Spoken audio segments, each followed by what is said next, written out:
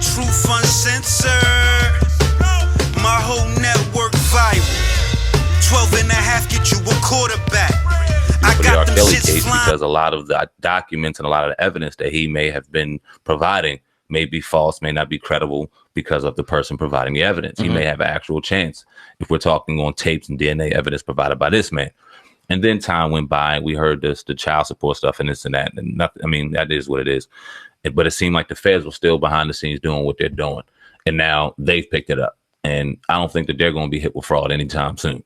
So now that they got that ass, it seems like it doesn't look good for R. Kelly, whether you think he did it or not. And let me just say this. We've done all the content, all the news when it comes to R. Kelly the last year and a half, ever since the whole sex cult thing came out and into what we're at now.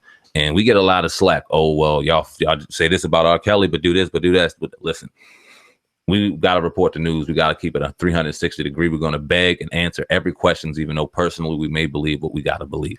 And right now, as it stands, it does not look good for him when you got the feds on you, when you got them piling up a amount of evidence. And we even talked about tax evasion and how we personally feel about that. It's kind of bullshit when you ask me.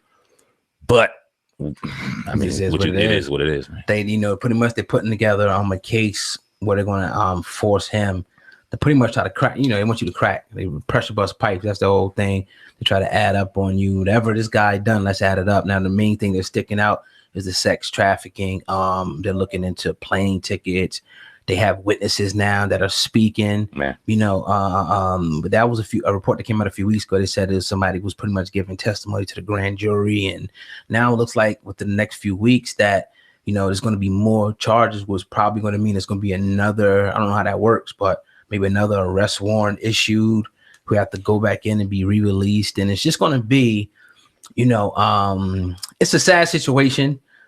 Sad for the alleged, if there were victims, because let's be honest and let's be real. It looks like that he's guilty as hell, but until it goes through, once they put him on trial and see what happens, then we can say, okay, R. Kelly's guilty. Then we get to hear the details about what really happened. Not a documentary on Lifetime. Not to say that it wasn't true, but it's just a documentary. You know what I mean? A docuseries, whatever it was called.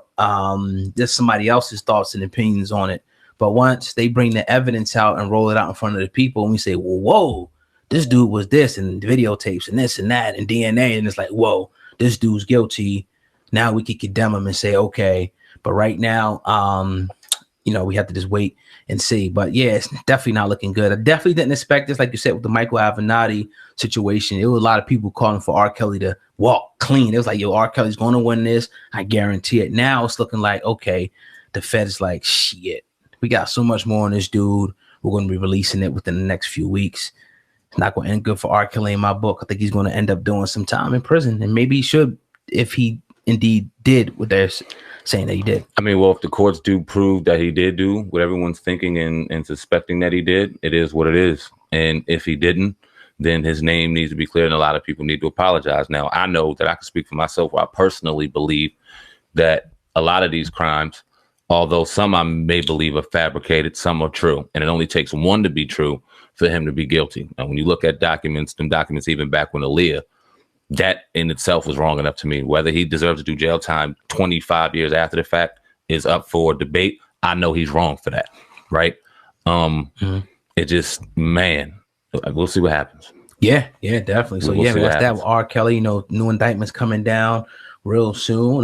That one of a few trials that will be coming up in the next year and a half. It's gonna be an interesting year in the hip hop world in the next year and a half, man. Definitely. Indeed. When speaking of rappers and entertainers involving real legal situations, Kodak Black, man. Now we've been talking about Kodak Black the last couple of weeks, and it seems as though we've been talking about him for everything. Whether he's saying something or he's in legal trouble, he's getting hit by the feds.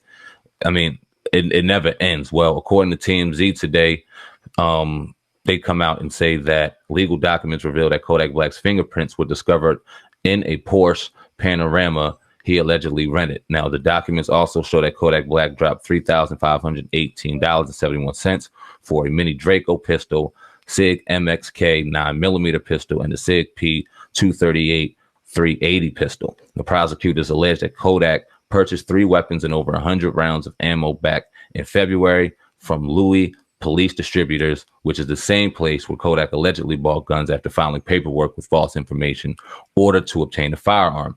Now, the purchase was reportedly set up soon after Kodak turned in the gun application this past January. Now, during the police investigation of the crime scene in Pomano Beach in March, police found the Porsche abandoned and severely damaged about 14 miles from the crime scene. Then they obtained the vehicle's GPS data and pinpointed the car in Golden Acres at the time of the shooting.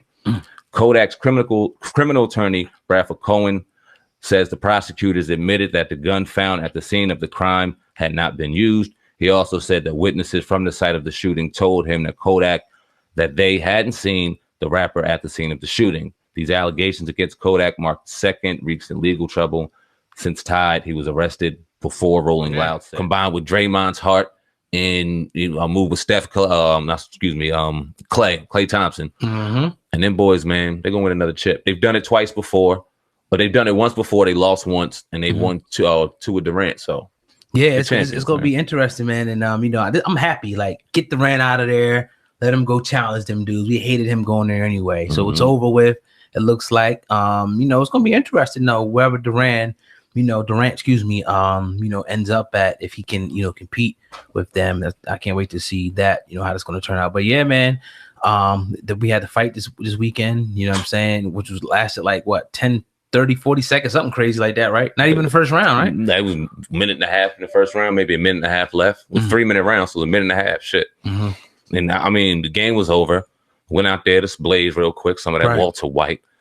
I look on Instagram real quick to check everything out. And I see on my viral hip hop news Instagram page, shout out to the people that work over there. Yeah. This motherfucker sleep. I was like, damn, I didn't even get a chance to turn it on. Deontay Wilder, man, boxing is starting to become a breath of fresh air as well when you look at the heavyweights, because if you love boxing, it doesn't matter what weight class you go into, you generally love the sport and love the art. But to those people that just love the sport and need just glamour around it, it's nothing like a real solid heavyweight division. And right now, when we got Tyson Fury, when we got Deontay Wilder, Anthony Joshua, 3 champions, we sitting there asking who's going to be the champion, who should be this. Undefeated, all 3 of them undefeated. You got Deontay Wilder with 41 knockouts, 42 fights or some shit. Man, this is what we needed in boxing to get excited about. I mean, you remember back in the day, we used to watch all them Riddick Bowe fights, Holyfield to Tyson fights, Pernell Whitaker fights. We was in here watching those joints. So are you happy to see boxing kind of getting back to its glory days, in particular in the heavyweight division? Oh, absolutely, man.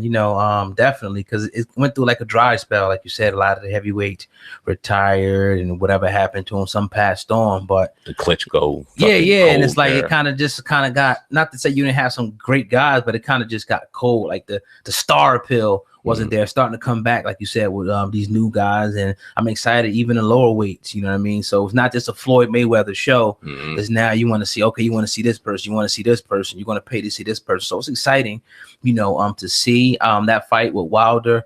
I kind of expected that. I know he had a vendetta against the dude from what type of action that the dude was doing, outside of the ring. So, you know what I mean? He took it into the ring and, then they broke his neck in the process.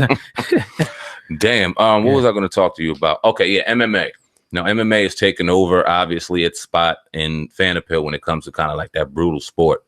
A lot of people were kind of talking about why it has its popularity, because although it is brutal, you see a referee come in and stop it immediately. So you don't see the long-term effects of injuries like you do in boxing, where there's an 8 count. And if this dude get up, he could be punch drunk or not, he can go back out there and sustain more punishment. Right. What do you think about MMA? Are you a fan? Are you not a fan? Did it take its place to you from boxing? I mean, what's your overall thoughts on MMA? I mean, I'm not really into it like that for whatever reason. I started to kind of dabble into it with guys like John Bones Jones and guys like that. I kind of follow him and want to see him continue to do his thing. But other than that, I really couldn't name a lot of people. Obviously, we seen the thing with Mayweather and what's the dude, the white dude's name again? Conor McGregor. McGregor, my bad. Conor McGregor. That kind of was a little interesting, but no knock on it. I'm just not interested like I am a boxing, or maybe, I don't know, maybe because coming up, we didn't really have that. It wasn't really prevalent like that. Not that it wasn't around. We just didn't watch it. We kind of, like you said, fell in love with the Mike Tysons, the Holyfield, and the Riddick Bowes and shit like that. So, yeah, but no knock on it, man. But Nah, I don't really deal with it. I love the sport. I really do. And I don't think it's ever going to take the spot of boxing. I don't think they're two different things whole and entirely in general. But I do love the art of MMA too. When you can get in there and you can throw your hands, you can throw your feet, somebody fall on the ground, you can get your shit together and you can throw them in a choke or arm bar and put them out that way. I love the over, because it's more of a real style. You go outside and you fight and you never know what's going to happen. Somebody could be here, somebody could be here, and it just puts you in more of a realistic situation within the confines of rules and things like that. That's appealing to me. I love the art of fighting. But there's nothing like boxing. When I can watch somebody slip and move and counter, or I can watch somebody like Deontay Wilder put somebody to fuck to sleep and break their neck. With that being said, do you see a situation where a boxer